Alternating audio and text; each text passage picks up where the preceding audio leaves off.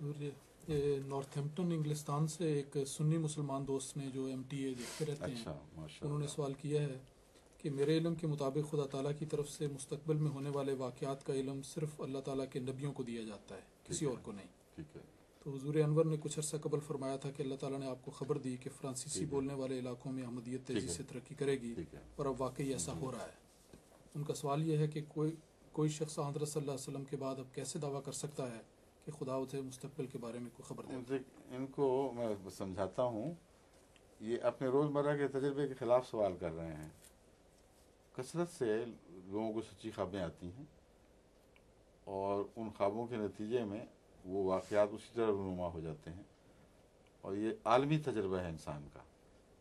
اور ان کی بھی اگر تاریخ اسلام پر نظر ہو تو ان کو پتہ ہوگا کہ بزرگوں اور اولیاء نے، اور اس کے علاوہ روز نسبتاً کم درجے کے لوگوں نے بھی بارہا ایسی خوابیں دیکھی جو سچی ہو گئیں. ہمارے دیہات میں بھی بعض دفعہ ایک عام عورت سادہ سی جس کو کچھ بھی نہیں پتا ایک رویا دیکھتی ہے، سچی ہو جاتی ہے. تو یہ سمجھے نہیں مضمون. یظہرو کا لفظ آیا ہے، وہ ہے علی غیبہ احد الا من ارتضی من الرسل. کیا ہے وہ آیت پوری؟ فلا یظہر فلا یظہر. ہاں بولا، میں سوچ رہا تھا واہ ہے یا فا ہے.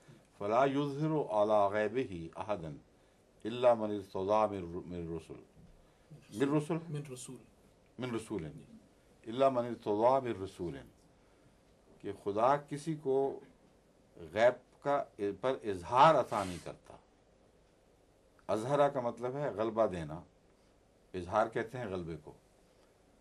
تو غیب پر غلبہ نہیں دیتا سوائے اس کے کہ اپنے کسی رسول کو اس بات کے لیے چن لے.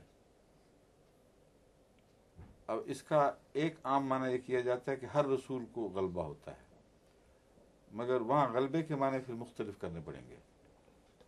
مطلب ہے عام لوگوں کے مقابل پر غیر معمولی زیادہ کثرت کے ساتھ ان کو غیب کی خبریں بتائی جاتی ہیں. اور ایک ہے اظہار غیب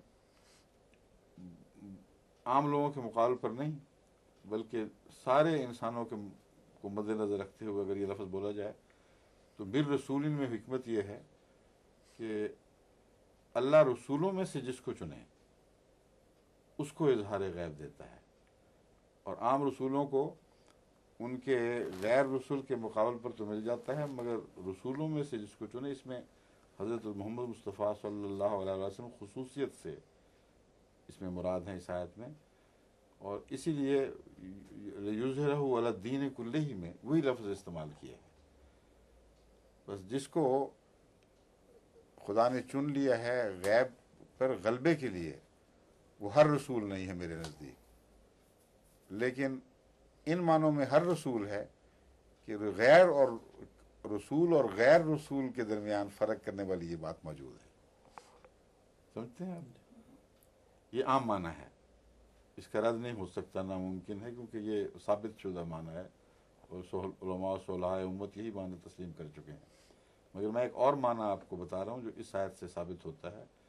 من رسول، رسول میں سے کسی رسول میں سے کسی کو چنتا ہے. من رسول ہے، من الرسل بھی کہا جا سکتا تھا، مگر من رسول کسی ایک رسول کو چن لیتا ہے، یہ مراد ہے. اور بعض دفعہ نکرہ عظمت کے لیے بھی استعمال ہوتا ہے. یہاں وہ معنی لگتے ہیں یہ نہیں، مگر میرے نزدیک یہاں اگر انبیاء کا موازنہ پیش نظر ہو تو رسولوں میں سے جس رسول کو اللہ چاہے اظہار غیب کے لیے پسند فرما لیتا ہے. اور قرآن کریم میں بعض ریفرنسز رسول صلی اللہ علیہ وسلم کی طرف ہیں جو نام لے کر نہیں کیے گئے، لیکن مضمون خود کھول دیتا ہے اس بات کو.